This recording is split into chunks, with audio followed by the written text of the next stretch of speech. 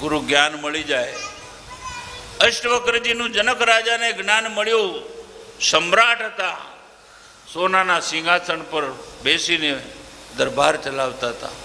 એટલા અમીર થયા પછી પણ અંદર ગરીબ રહ્યા.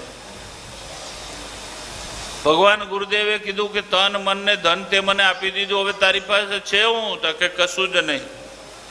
હવે મારી આજ્ઞાનું પાલન કરો, હું જે બતાવું મેં કહું એ પ્રમાણે જીવો. અષ્ટવક્રજીએ એટલું જ કીધું કે જેમ પહેલા તું રાજા થતો ને એ રીતે રાજકાજ તારે ચલાવવાનું, ન્યાય આપવાનું, બધું એ જ તારે કરવાનું.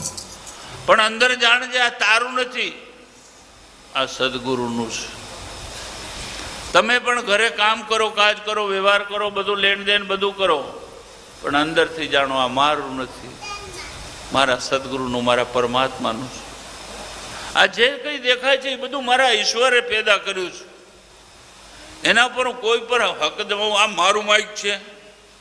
ઝઘડો મારું જ્યાં તમે કર્યું ત્યાંથી ઝઘડો ચાલુ થયો. મારામાંથી તારું કરવાનું એટલી જ ભક્તિ. ભગવાન મારું નથી, આ તારું છે. કોઈ સાથે વાતચીત કરો ને એ મારા પરમાત્માએ બધું કર્યું, મારા ભગવાનની લીલા છે. હું કંઈ જાણતો?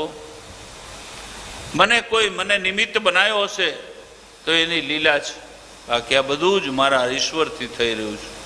જો તમારા કામ કેવા નથી થતા, જેમ સેવાનંદ ના થાય છે ને એમ તમારા બધા ના થશે. બોલો સદગુરુ દેવ કી જય.